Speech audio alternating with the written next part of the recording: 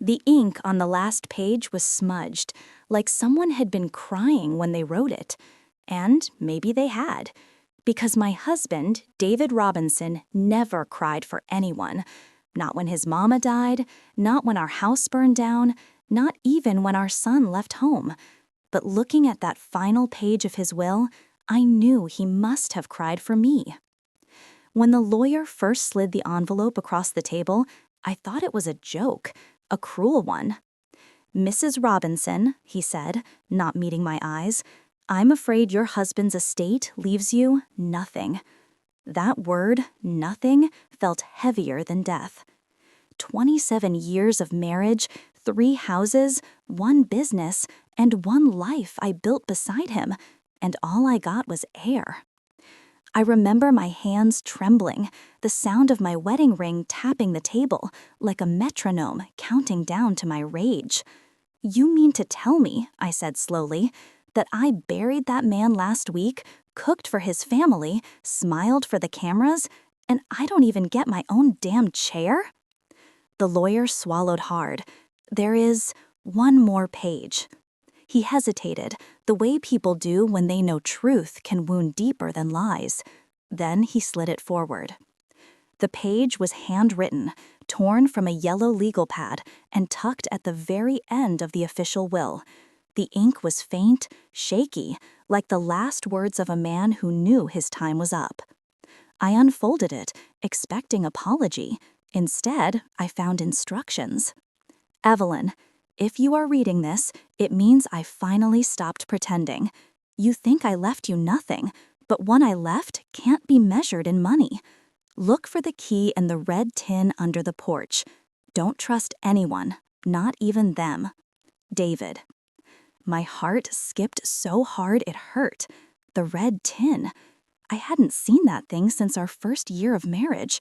We used to keep love letters and small memories inside it, then buried it under the porch one summer, promising we'd open it only when life got too heavy. But I never thought I'd be digging it up after his funeral. Outside the lawyer's office, the sky was bruised purple. Thunder rolled low, like a warning. I drove home in silence, gripping the wheel, hearing his voice in my head. Don't trust anyone, not even them. Them. Did he mean his family, my stepchildren, or was it the people he worked with? David had always been a man of secrets, but I never thought his last one would be this heavy. When I reached the house, the porch light flickered the way it used to when he was alive, half working, half dying. I dropped to my knees, still in my funeral black, rain soaking my hair, and started digging with my bare hands. The mud was cold, clinging. Each handful felt like peeling away the years we'd built together. When my fingers hit metal, I froze. The red tin was still there, rusted but intact. Inside it, a small brass key, a folded photograph of us on our wedding day, and a note written in the same trembling hand. "If you love me still, you'll find the truth at 317 Miller Street. D." 317 Miller Street. That wasn't our address. It wasn't any place I recognized. But the way his handwriting dragged across the page told me this wasn't the end of his will. It was the beginning of mine. Because if I'd learned anything from being a Black woman in the American South, it was that when they tell you you've been left with nothing, they're hiding something worth everything. And I was going to find it, even if it meant burning down every lie my husband ever built. The house looked exactly the same as the day I left it. The white paint was peeling like tired skin, the porch swing still creaked in the wind, and the air smelled faintly of jasmine, David's favorite flower. Except now, it wasn't our home anymore. It was just an address written in a dead man's will. I stood there for a long time, holding the old brass key the lawyer had handed me after the reading. "Mrs. Carter, this was enclosed in an envelope marked for your eyes only," he'd said.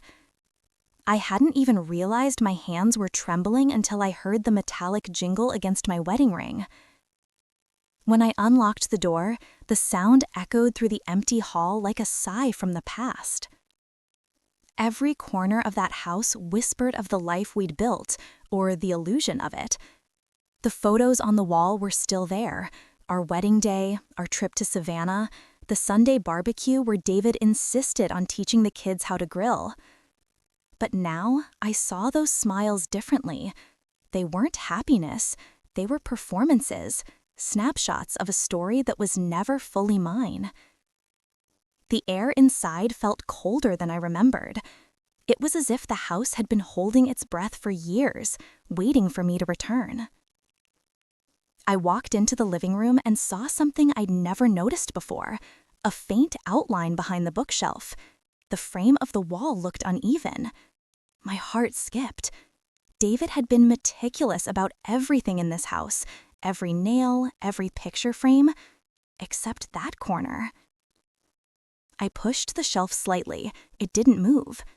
Then I remembered the old trick David used when we hid Christmas gifts from the kids: press and slide.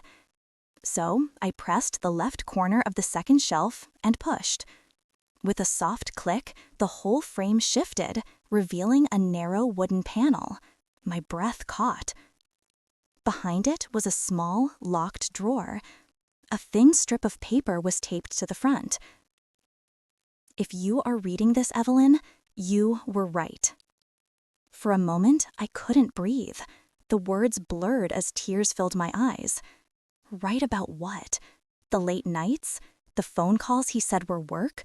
The money missing from our account before he died?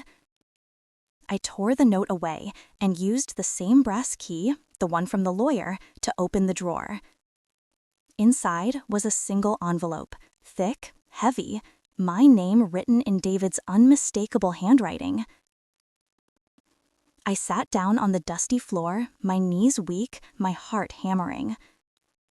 The envelope smelled faintly of cedar and aftershave.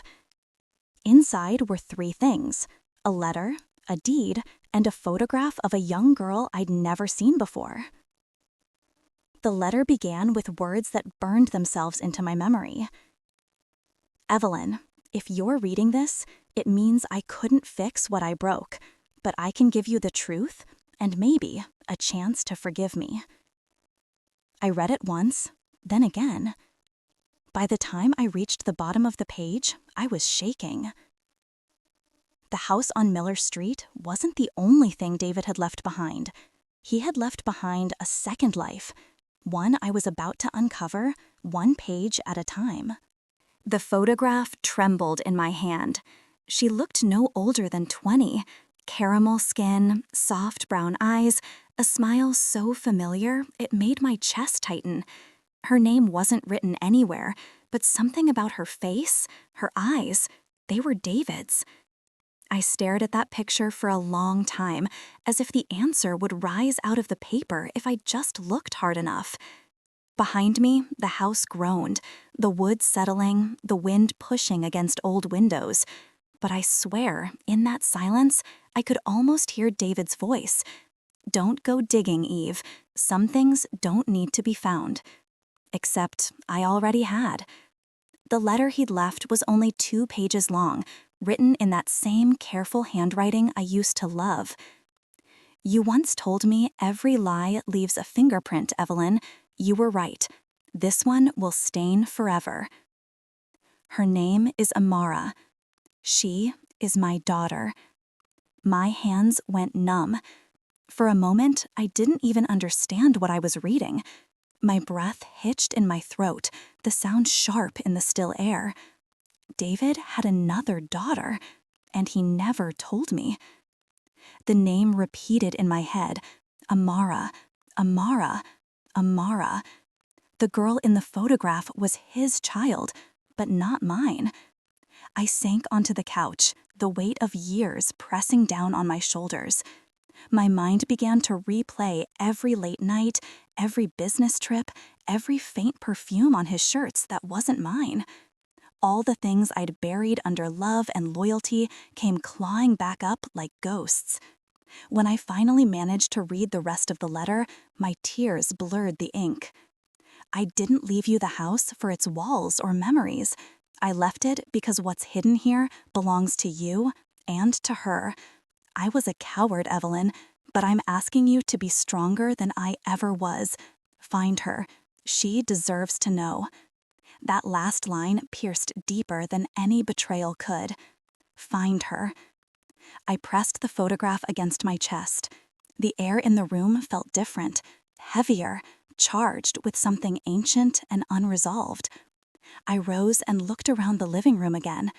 The old family albums on the shelf, the wooden chest near the fireplace. How many secrets could one home hold? And yet, as much as I wanted to hate him, a small part of me, the woman who had loved him for 30 years, whispered, maybe he was trying to make it right, even in death. I folded the letter back carefully and tucked it into my purse. The photograph I couldn't let go of. I slid it into my wallet, right where David's picture used to be. That night, as the sky turned dark and rain tapped gently on the old windows, I sat in his study, our study, surrounded by his books, his scent, his ghost. And I whispered to the silence, "All right, David, I'll find her, but not for you, for me." Outside, thunder rumbled softly, as if the universe had heard my vow. And in that moment, I didn't feel broken anymore. I felt awake. I didn't sleep that night. Every time I closed my eyes, I saw her face. That same half smile, that same dimple David used to get when he was trying not to laugh. The storm outside had quieted by dawn, but inside me, the thunder hadn't stopped. By sunrise, I was sitting at the kitchen table with a cup of black coffee and the letter spread out in front of me. The words still felt unreal. Her name is Amara. She is my daughter. I whispered it aloud, testing the weight of it on my tongue. Amara. It felt foreign and familiar all at once, like a name I should have known long ago. The logical part of me said, leave it alone, he's gone, let the dead keep their secrets. But another part, the part of me that had spent 30 years being lied to, said, no, not this time. At 9 a.m., I called Mr. Greenfield, the lawyer. "Mrs. Carter," he said, his tone clipped but polite, "I assume you've opened the envelope?" "I have," I replied, "and I found more than just property deeds, Mr. Greenfield. There's a girl, a name, Amara." There was a pause long enough for me to hear the hum of the office air conditioner through the phone. Then, quietly, he said, "I was wondering when you'd bring her up." That stopped me cold. "So you knew?" I asked, my voice low, steady, the same tone I used when my children were caught lying. "I knew there was someone," he admitted. "David came to me 3 years before his death. He said if anything ever happened to him, a young woman would need help, financial help, but he never said who she was or where she lived." My chest tightened. "And you didn't think that was something I should have known?" "With respect, Mrs. Carter," he said gently, "that wasn't my secret to tell." For a long moment, neither of us spoke. The sound of my own heartbeat filled the silence. Finally, I said, "Where do I start?" He exhaled. "There's a safety deposit box at First National Bank, downtown Atlanta. David left instructions for it to be released only after the will was read, to you, specifically. Perhaps it contains what you're looking for." Atlanta. That was 2 hours away. I hung up without another word and stared at the letter again. Find her. She deserves to know. By noon, I was on the highway, the house shrinking in my rearview mirror like a ghost I was finally leaving behind. The radio was off. I needed silence. The air smelled like rain and asphalt. My reflection in the side window looked older than I remembered. Maybe because, for the first time in years, I wasn't pretending. At the bank, the manager led me to a small private room. The deposit box was heavier than I expected. Inside was another envelope, this one stamped with David's initials, and a small black flash drive. The letter inside was short, just one line. "You'll find what you're looking for in the folder named after the street where we met." I frowned. The street where we met? It took me a second, but then I remembered. Briar Lane, the little church street where I first met David at a youth choir event in 1988. I borrowed the banker's computer, my hands trembling as I inserted the drive. A folder named Briar Lane blinked on the screen. Inside, a stack of documents, photos, and one scanned birth certificate. Amara Williams, born August 3rd, 1999. Mother, Lydia Williams. Father, David Carter. My heart froze. Lydia Williams. That name. I knew it. I knew her. Lydia wasn't just anyone. She was my closest friend, my bridesmaid, the woman who stood beside me when I said I do. The air left my lungs. I leaned against the desk, trying to breathe. The world tilted sideways. The floor felt too far away. David hadn't just betrayed me. He had betrayed our entire life, our circle, our trust, everything. For the first time in years, I screamed, not out of anger, but from a grief too deep for words. The banker knocked softly, but I couldn't answer. I just sat there, clutching the paper, whispering the same words over and over. How could you, Lydia? How could you both? That evening, I drove back in silence. The sun was bleeding into the horizon, red, raw, and unforgiving. I pulled over near the river where David and I used to sit and watch the sunset. The same river where we once promised each other there would be no secrets. And now I had two choices: burn the truth or follow it all the way to its bitter end. When I started the car again, the decision was already made. I'm coming for you, Lydia, I whispered, not for revenge, for answers. When I pulled into Lydia's neighborhood, the air itself felt heavier, like it knew something sacred was about to break. Her house sat at the end of a cul-de-sac lined with maple trees, their leaves turning gold and red. It was the kind of street where children rode bikes after school, where everyone waved at each other on Sundays. I used to love this place. Now, every mailbox felt like a memory I didn't want to see again. For a few minutes, I just sat there in my car, my hands gripping the steering wheel. I could see her through the living room window, hair streaked with silver now, moving with that same quiet grace I remembered from church choir days. She looked peaceful, and that made me furious. I walked up to her door, my legs trembling, but my jaw set like stone. When she opened the door, time collapsed between us. 25 years of shared laughter, secrets, and Sunday prayers. "Evelyn?" she whispered, like she was seeing a ghost. "Yes," I said flatly, "a ghost with questions."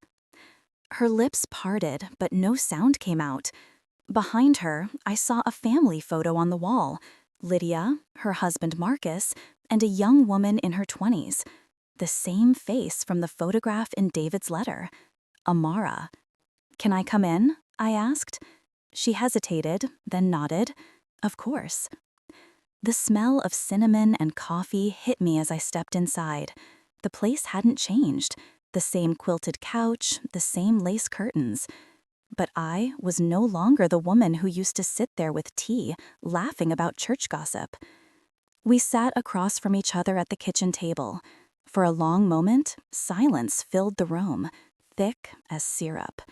Finally, I said, "You knew he was married, Lydia." Tears welled in her eyes instantly. "Evelyn, please." "Don't," I cut her off. "Don't you dare ask me for mercy before you tell me the truth." She wiped her eyes, took a breath, and began. "It wasn't supposed to happen," she whispered. "David came to help me after my divorce. Marcus had left me with nothing, and I was so lonely. You were always working 2 jobs back then, trying to keep the store running. He said he just wanted to help, to make sure I was okay, but it turned into something else." Something in my chest cracked. "You mean it turned into her?" Lydia nodded, sobbing now. When I found out I was pregnant, he begged me not to tell anyone, said he'd take care of us quietly. He promised he'd never leave you. And you agreed to that? My voice trembled with rage. You agreed to live a lie while I called you sister? She covered her face. I was ashamed, every day. But Amara, she's innocent, Evelyn. She didn't choose any of this. I looked away, my throat burning. Outside, a lawnmower hummed faintly, the sound absurdly normal for a moment like this. She looks just like him, I said quietly. She does, Lydia whispered. She's smart, kind, everything he wanted her to be. He loved her, Evelyn. He truly did. The words sliced through me. He loved her. Loved the child I never knew existed, while I was at home wondering why he always worked late. How long have you been planning to tell me? I asked. Lydia met my eyes then, her face streaked with tears. I wasn't.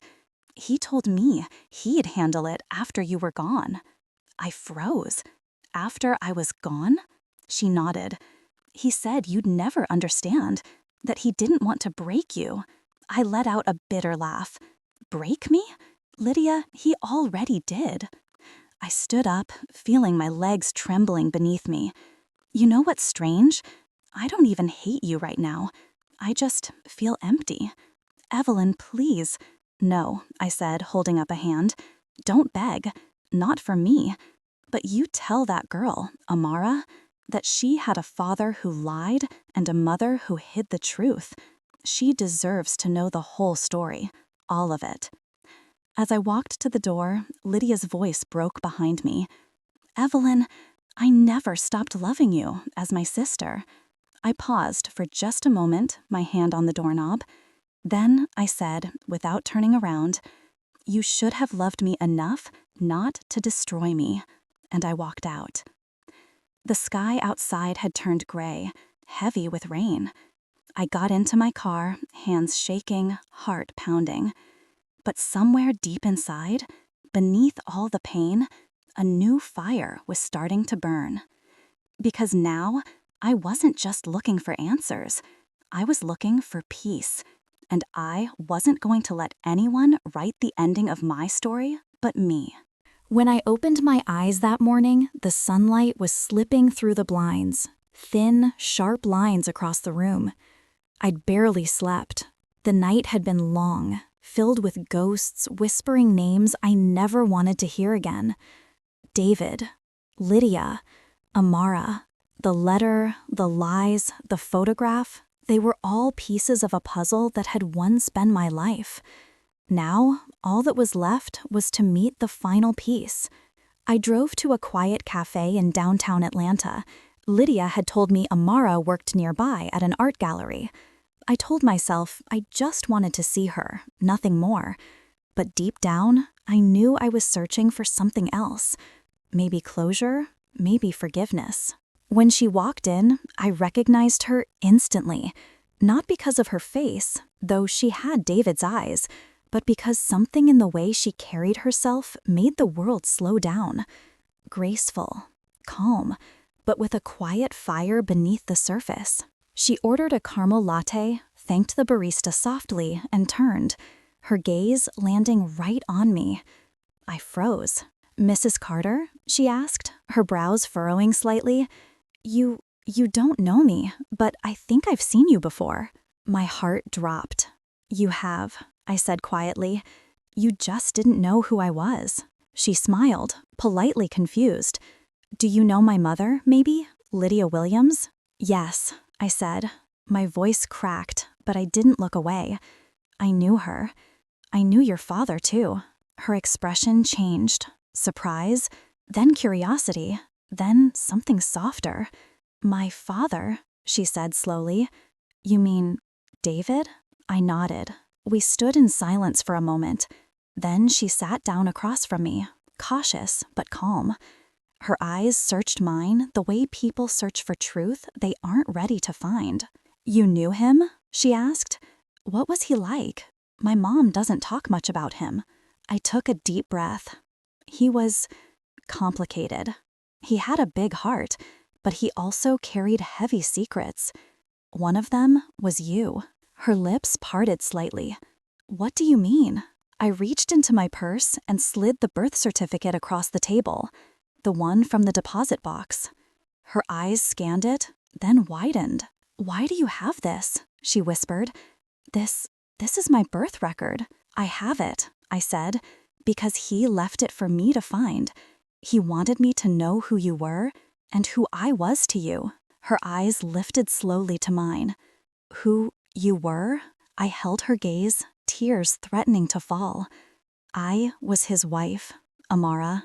The words hung between us like a thunderclap. Her hand flew to her mouth. No, that can't be. I wish it wasn't true, I said, voice trembling. But it is. For a moment, she said nothing. Her face went pale, and I could almost hear her heart breaking, the same sound mine had made days ago. My father, she whispered. He was married to you? And my mother knew? I nodded. Yes, she knew. We were friends once. She closed her eyes, tears falling silently. All my life, I thought my father was some distant man who loved me in secret. But now, he was a stranger living two lives. I wanted to reach out and touch her hand, to comfort her, but I knew the wound was too fresh. We sat there, both crying quietly, two women bound by the same man's lies. After a long pause, she asked softly, "Why did you come to me?" I thought for a moment, then said, "Because you deserve to know the truth. Because no one should live in the shadow of someone else's silence. And because I needed to meet the only person he truly left behind." She looked up then, really looked at me, and I saw something change in her eyes. Not anger, not hate, something deeper. "You sorry," she said quietly, "for everything he did to you, for everything my mother hid." I shook my head. "You don't need to apologize for them. You didn't do anything wrong. You're the only innocent soul in this whole story." She smiled weakly. "You sound like him." That made me laugh, a small, painful sound. "I suppose I do." We talked for hours, about David, about art, about life. By the time the cafe closed, it felt less like I had found a stranger, and more like I had found a mirror. As I walked her to her car, she turned to me and said something I'll never forget. "You know, I think he wanted us to meet. Maybe he hoped we could heal what he broke." I nodded slowly. Maybe he did. But healing isn't about him anymore. It's about us. She smiled through her tears. "Will I see you again?" "Yes," I said. "You will. I think we both have too much left to say." That night, when I got home, I sat on the porch and watched the fireflies blink in the darkness. For the first time in years, I didn't feel alone. I had lost a husband, but maybe I had found a daughter. And somehow, that felt like grace. The morning after meeting Amara, I woke up feeling both lighter and heavier. Lighter because the truth had finally been spoken. Heavier because truth always leaves behind a trail of broken pieces. The house felt different, quieter, but not empty, not anymore. For the first time since David's death, I made coffee for two. Amara was coming over.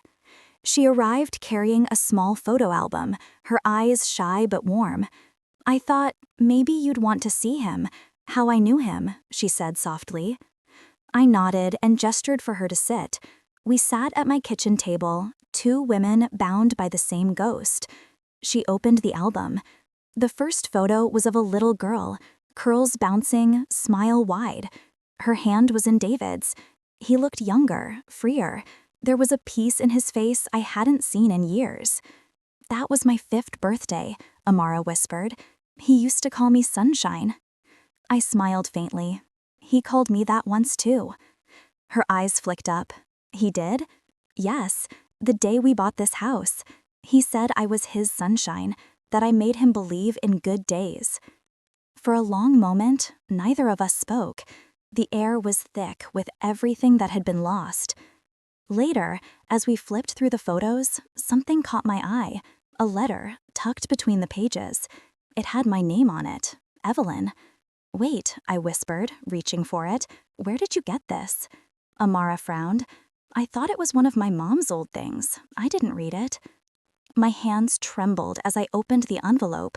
David's handwriting, neat, careful, familiar, spilled across the page. My dearest Evelyn, if you're reading this, it means I didn't have the courage to tell you while I was alive. I lived 2 lives, and both broke me in ways I never admitted. Amara was never meant to be a secret. She was a mistake that became my greatest joy and my greatest shame. I wanted to tell you. I wanted to make it right. But every time I looked at you, I saw the woman who believed in me more than anyone, and I couldn't bear to destroy that. If you ever meet her, please don't hate her. She's part of me, the best part, and maybe part of you too. Forgive me if you can. I never stopped loving you. David. By the time I reached the end, my hands were shaking so badly I almost dropped the letter. Tears blurred the ink. Amara's voice was a whisper. He wrote that to you? I nodded, barely able to speak. He wanted peace, but he didn't know how to ask for it. She looked down, silent for a moment, then said, maybe that's why he left the will unfinished. Maybe he wanted you to find this first. Her words hit me hard. The will, the final page, the words I hadn't yet read. That evening, after she left, I went to my bedroom and took out the envelope with David's will. For days, I'd avoided the last page, the one sealed with a wax mark. Now, with trembling hands, I broke it open. Inside, in his handwriting again, were the words that changed everything. To my wife, Evelyn May Carter, everything I have belongs to you, not because of law, but because of love. The accounts, the house, the gallery shares, all are yours. But I ask one thing in return. Find Amara, tell her who she is, and tell her I was never worthy of either of you. That is the real inheritance, the truth. I sat there for a long time, the paper pressed to my chest. He had hidden so much, yet in the end, he left the only thing that truly mattered, truth and a request for forgiveness. The next morning, I called Amara. Come over, I said. There's something we both need to see. When she arrived, I handed her the will and watched her read the final page. Her eyes filled with tears. He wanted us to know, she whispered. He wanted us to forgive him. I nodded slowly, barely able to speak. He wanted peace, but he didn't know how to ask for it. She looked down, silent for a moment, then said, maybe that's why he left the will unfinished. Maybe he wanted you to find this first. Her words hit me hard. The will, the final page, the words I hadn't yet read. That evening, after she left, I went to my bedroom and took out the envelope with David's will. For days, I'd avoided the last page, the one sealed with the wax mark. Now, with trembling hands, I broke it open. Inside, in his handwriting again, were the words that changed everything. To my wife, Evelyn May Carter, everything I have belongs to you, not because of law, but because of love. The accounts, the house, the gallery shares, all are yours. But I ask one thing in return. Find Amara, tell her who she is, and tell her I was never worthy of either of you. That is the real inheritance, the truth. I sat there for a long time, the paper pressed to my chest. He had hidden so much, yet in the end, he left the only thing that truly mattered, truth and a request for forgiveness. The next morning, I called Amara. Come over, I said. There's something we both need to see. When she arrived, I handed her the will and watched her read the final page. Her eyes filled with tears. He wanted us to know, she whispered. He wanted us to forgive him. I nodded slowly. Maybe forgiveness isn't about him. Maybe it's about freeing ourselves. We sat together in silence, 2 women holding the weight of one man's past and somehow letting it go. Outside, the rain began to fall, soft, cleansing, like the world itself was exhaling. And for the first time in a long time, I felt something new. Not pain, not anger. Peace. The air in the study felt thick that morning, like the house itself was holding its breath. Amara sat across from me, David's will open on the desk between us. Neither of us spoke for a long time. Gallery shares, she finally said, tracing the words with her finger. What does that even mean? I sighed. David used to invest in small art galleries, local places, mostly run by Black artists. He said it was his way of giving back. Giving back, she murmured, or covering something up? The question hung in the air. It was fair. David had blurred the lines between generosity and guilt for years. I just hadn't wanted to see it. I opened the old file cabinet by the window, the one I hadn't touched since his funeral. The scent of paper and dust rose as I searched through folders marked charities, investments, private collections, until my fingers brushed a thin leather-bound folder labeled AG Holdings. I froze. AG. Those were Amara's initials. We sat together on the floor, papers spread out around us. Receipts, letters, ownership documents, all tied to a single gallery in Atlanta, the Golden Door Collective. I remembered it vaguely. David had once taken me there for an exhibit on African American history through sculpture. The owner, a woman named Marjorie Green, had hugged him like an old friend. Amara's eyes scanned the documents. Wait, look at this. He didn't just invest. He transferred ownership to me? I leaned closer. Sure enough, the document dated 2 months before his death showed 51% ownership under Amara's name, signed by David himself. But she'd never known. The will hadn't left her money. He'd left her legacy. Maybe this was his way of making amends, I whispered. He couldn't say it out loud, so he did it through this. Amara blinked rapidly, fighting tears. He wanted me to have something he was proud of, not just the pain he left behind. That afternoon, we drove to Atlanta together, a 3-hour ride that felt like crossing decades. The gallery stood on a quiet street lined with magnolia trees, its faded gold sign catching the sun. Inside, the walls were alive with color, portraits, sculptures, voices captured in art. A woman in her 70s came out from behind the counter. Her silver hair framed a face full of warmth and strength. "Evelyn Carter?" she asked softly. I nodded. "And this must be Amara?" Her eyes welled up. "He told me you'd come." I felt my knees weakened. "He told you?" Marjorie smiled sadly. A few days before he passed, he said, "Marjorie, when they walk through that door, tell them the truth. Tell them what I couldn't say." She motioned for us to follow her into a small back office. On the wall hung a single photograph. David, standing between 2 women, Marjorie and Amara's mother. "He was torn between 2 worlds," Marjorie said quietly, "and he hated himself for it, but he loved you both. He poured everything he had into this place, not to erase his mistakes, but to build something that could outlive them." Amara touched the frame gently. "I wish he'd told me," she whispered. "I wish he'd told both of us." Marjorie nodded. "He tried. He just ran out of time." Then she handed me a sealed envelope, the same wax emblem pressed on the back. "He left this here for you," she said. "Said it was for when you found your way back to each other." My fingers trembled as I opened it. Evelyn and Amara, if you're reading this, it means I finally did one thing right. The gallery is yours, both of yours. Build something honest from it. Use it to lift others the way I should have lifted you. My love was flawed, but it was real. Don't let my secrets define you. Let truth do that instead. David. For a moment, none of us spoke. The air felt alive, not with pain this time, but with release. Amara took my hand. Maybe this was what he meant by inheritance. I nodded slowly. Not money, not guilt, truth. That evening, as the sun set through the gallery windows, Amara walked up to one of the empty walls. "Let's hang something new here," she said. "Something that tells our story." I smiled through tears.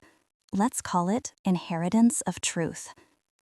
And for the first time since David's death, I felt proud, not of what we'd lost, but of what we were building together. The Golden Door Gallery smelled of fresh paint and promise. A week had passed since we found David's final letter, and the once faded walls now shimmered with new life. Amara moved gracefully between canvases, rearranging frames and laughing at her own mistakes. I watched her, the way she smiled, the way she owned the space, and I realized I was no longer seeing David's secret daughter. I was seeing my own reflection, years younger, still brave enough to rebuild from ashes. We were both healing, slowly, messily, beautifully. That morning, I stood at the front window, sunlight warming my skin. A group of young artists were setting up their exhibits, women, men, all from communities that rarely got their stories told. This was what David wanted us to protect, and maybe what I was meant to continue. "You know," Amara said behind me, "I think we should rename the opening show." I turned. "Oh, to what?" She grinned. "The art of healing, because that's what this is, right? You and me, putting the pieces back together." I smiled softly. "It's perfect." She nodded, her eyes shining. "And we'll dedicate it to him. Not the man he was, but the man he tried to be."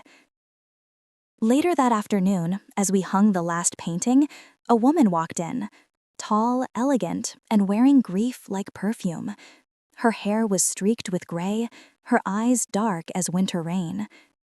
"Can I help you?" I asked politely. She looked at Amara first, then at me. "I'm looking for Marjorie Green, but I suppose you must be Evelyn."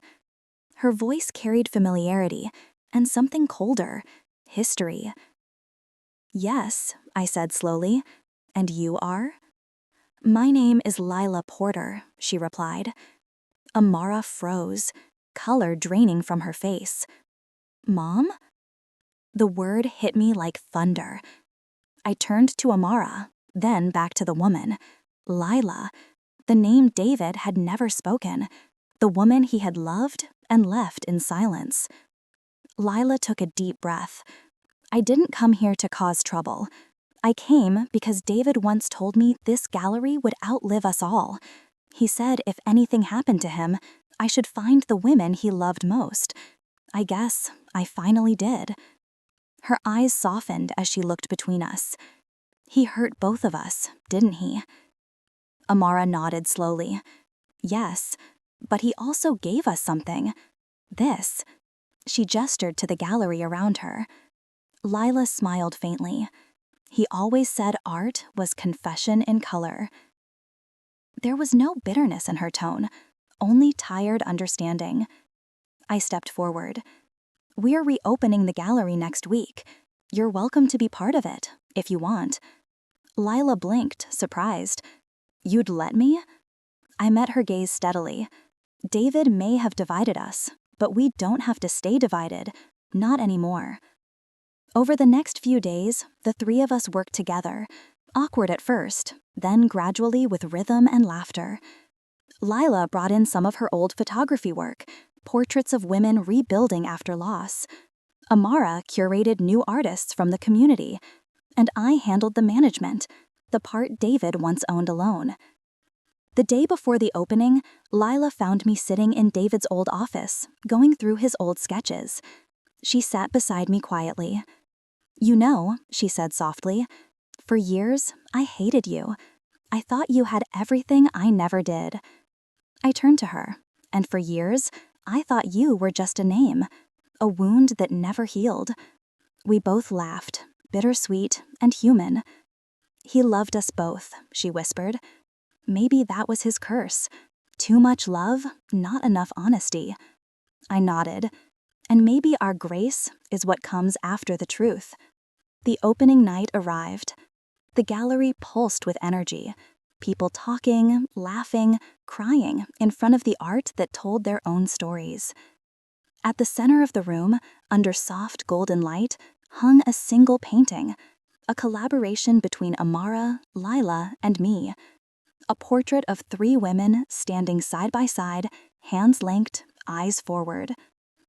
The plaque beneath it read, "Inheritance of Truth, the Art of Healing, dedicated to David Carter, 1958-1923, who taught us that truth is the only art that lasts." Amara took my hand as applause filled the room. Lila smiled through tears. For the first time in years, I didn't feel haunted by David's memory. I felt surrounded by it, not as a shadow, but as light. And as the night wore on, I realized something quietly miraculous. Forgiveness wasn't just letting go of pain. It was choosing to turn it into beauty. The morning sun poured through the tall gallery windows like liquid gold.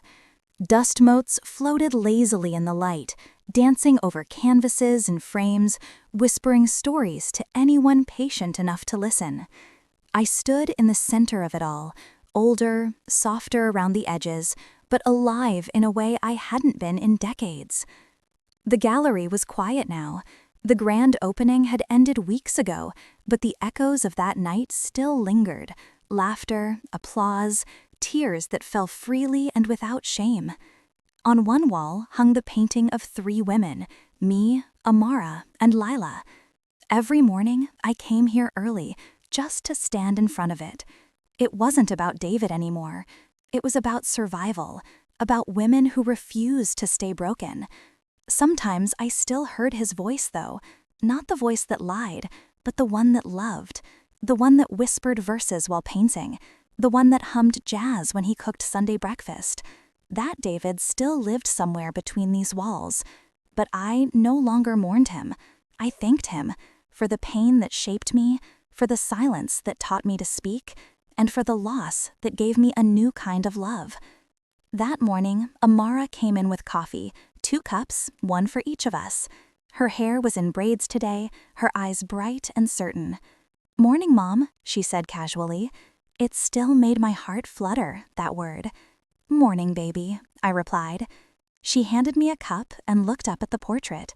I was thinking, maybe we should expand, open a second branch downtown, call it the Carter Center for Art and Healing. I chuckled softly. "You've got your father's ambition." She smiled. "And your stubbornness. Dangerous combination." We both laughed, the kind of laugh that feels like prayer. When Amara left to meet a potential investor, I stayed behind to finish something. David's old easel still stood in the back room, the one he'd refused to throw away. The last time I'd touched it, it was covered in dust and regret. Now I cleaned it, smoothed the wood, set up a fresh canvas, and mixed my paints. I hadn't painted in years, not since before the marriage, before the secrets, before life demanded I be practical instead of passionate. But today, I wanted to paint one last time, not for the world, not for a gallery, but for myself. As the brush touched canvas, my hand trembled, then steadied. Color bloomed, blue for peace, gold for forgiveness, crimson for love that survives even when people don't, and white for every new beginning that hides inside an ending. Hours passed without me noticing. The light shifted and the shadows lengthened. When I finally stepped back, I saw what I had made. A sunrise over a broken house. And from its roof, a woman stood, not weeping, not waiting, but facing forward, bathed in light. It wasn't perfect, but it was honest. Later that evening, I sat outside the gallery as the sky melted into twilight. The world smelled of rain and lilacs. Lila joined me, carrying 2 glasses of wine. She didn't say much. She didn't have to. We'd reached the quiet stage of understanding, the kind where words only get in the way. "You did it," she said eventually. "You turned grief into grace." I smiled. "No, we did." When she left, I locked the gallery doors and looked one last time at the painting, the sunrise, the woman, the light. It hit me then. The last page of David's will wasn't about inheritance. It was a mirror. He hadn't left me nothing. He'd left me myself. I turned off the lights, picked up my coat, and whispered to the room, "Thank you, David, for teaching me how to finish the story." Then I stepped outside into the cool night air, free, forgiven, and unafraid. Epilogue, the lesson. Months later, the gallery became more than a building.